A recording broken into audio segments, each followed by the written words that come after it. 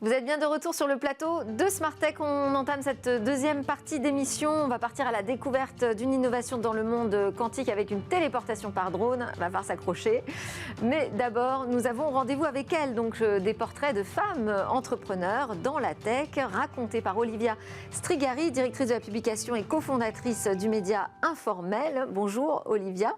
Bonjour Delphine. Merci beaucoup d'être présente aujourd'hui pour nous dresser ce portrait d'Hélène Huby qui vient donc de se lancer dans une nouvelle aventure d'entrepreneur. Exactement. En fait, aujourd'hui, on a choisi un portrait de serial entrepreneuse dans la tech, mais plus spécifiquement dans l'aérospatiale. En fait, Hélène Huby, elle est CEO de la nouvelle entreprise qui s'appelle The Exploration Company. Alors, c'est parce qu'elle s'intéresse à l'espace qu'elle vous a inspiré ou pas seulement? Alors, en fait, elle a été sollicitée pour une conférence à Station F, F for Femmes, qui a eu lieu il y a quelques semaines.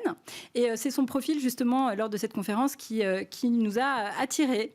Elle a un discours très optimiste et très porteur vis-à-vis des entrepreneurs et surtout aussi porteur pour cet univers de l'aérospatial, qui est un univers souvent présenté par les grands acteurs dont on peut avoir peur, et aussi parce que c'est un univers quand même pas très féminin, on peut le dire. Des grands acteurs européens, américains, russes, chinois, et puis des plus petits, mais enfin qui font quand même du bruit comme SpaceX. Exactement. Alors, en quoi son parcours vous intéresse particulièrement? Qu'est-ce qui vous a plu? Alors, ce qui m'a plu, c'est que, en fait, pour travailler dans l'aérospatiale, elle n'a pas vraiment eu un parcours typique d'ingénieur. Elle a eu un parcours varié, et puis elle a bifurqué. Elle a commencé par l'école normale supérieure en maths appliquées et en économie. Et ensuite, elle a fait en parallèle un master à Sciences Po pour intégrer l'ENA, où elle a passé 2 ans. Et donc, elle a commencé à Bruxelles, chez Europolitics et chez Bayer Presse, où elle a été plutôt dans la presse et dans la communication, puisqu'ensuite, elle est partie en Allemagne pour Faber-Novel. Alors, qu'est-ce qu'elle fait en Allemagne? Eh bien, écoutez, c'est justement là qu'elle fait son grand switch. Et c'est là-bas qu'elle va complètement changer d'univers, puisqu'elle va intégrer l'aéronautique chez Airbus Defence and Space, donc la division spécifique de la défense et de l'aérospatiale. Voilà, elle y pilote plusieurs projets d'innovation, elle a beaucoup de succès, avant d'intégrer le groupe d'Ariane, donc la fameuse fusée, en tant que directrice du projet du lanceur Sparrow, qui malheureusement va être abandonné quelques années plus tard. Elle va passer quand même 10 ans dans l'industrie aérospatiale avant de confonder une première aventure entrepreneuriale, un fonds d'investissement qui s'appellera le Global Space Venture. D'ailleurs, il s'appelle toujours le Global Space Venture. Et elle s'entoure alors des cadres du secteur. Elle a l'ex-patron de l'Agence spatiale européenne, de l'ESA, Jean-Jacques Dordain, et notamment 2 anciens de SpaceX que vous citiez plus tôt, Bulent Altan, ancien patron du groupe d'Elon Musk, et David Giger, directeur du programme, ou Giger, excusez-moi, directeur du programme des fameuses capsules Dragon, celles qui sont parties il y a quelques temps dans l'espace. Et ce fonds dédié vraiment à l'accompagnement des startups privées qui œuvrent pour l'aventure spatiale, un secteur qui est souvent préempté par les pouvoirs publics, les fonds publics, puisque ce sont des fonds importants qu'il faut mettre à disposition. Et elle définit alors dans une interview les nouvelles frontières de l'espace comme le New Space. Et elle nous explique que le coût de l'espace a beaucoup diminué dernièrement, ces 7-8 dernières années.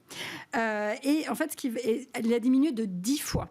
C'est-à-dire que ça devient envisageable pour des entreprises privées. Et c'est aussi pour ça que les acteurs américains se mettent sur ça, au-delà des motivations privées.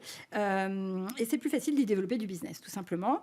Donc, elle anticipe aussi que les grandes infrastructures, notamment tout ce qui concerne la communication, et puis le traitement des données, la grosse data, va aussi passer par l'espace et donc par les satellites qui sont déployés autour de la Terre. Et alors, qu'est-ce qu'elle va faire concrètement avec The Exploration Company? Elle vient de fonder. Voilà, elle l'a fondée elle l'a fondée en 2017. Donc pendant plusieurs années, elle va œuvrer pour développer des nouvelles startups dans la tech de l'aérospatiale.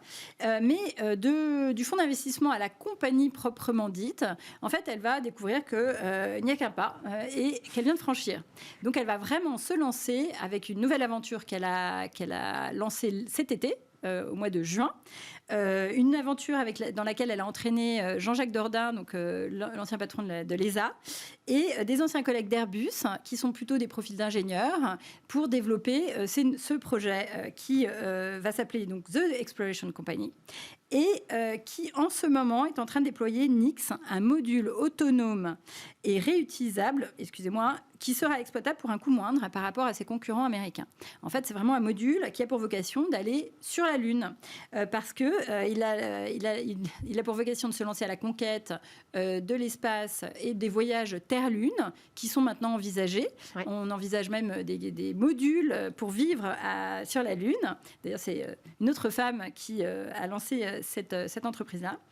Et elle dit que toute une nouvelle économie va émerger, que dans moins de 10 ans, l'homme installera des lieux de vie sur la Lune, que ce n'est plus de la science-fiction.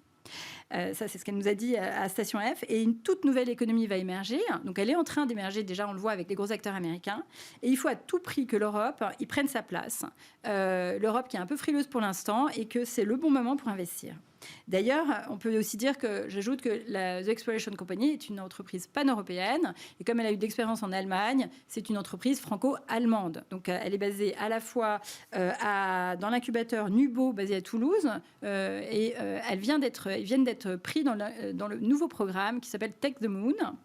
Basé à Toulouse, et ils viennent d'annoncer aussi une levée de fonds privés et familiaux d'1,5 million d'euros la semaine dernière. Super aventure. D'ailleurs, je rappelle que dans Smart Tech, il y a aussi Smart Space, donc avec toutes ces aventures spatiales à suivre chaque semaine. On termine avec un petit rendez-vous du mois. Oui, bien sûr.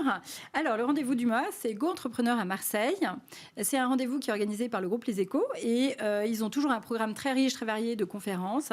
Et pour cette édition, il y a une dimension plus féminine qui s'appelle la création, un tremplin pour toutes. C'est le 28 octobre prochain au Vélodrome Orange à Marseille, mais aussi en ligne. Vous pouvez vous inscrire et c'est gratuit.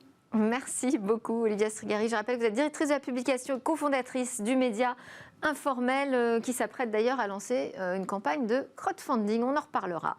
Volontiers. À suivre, on ne part pas sur la Lune, on part mais quand même se téléporter de manière quantique.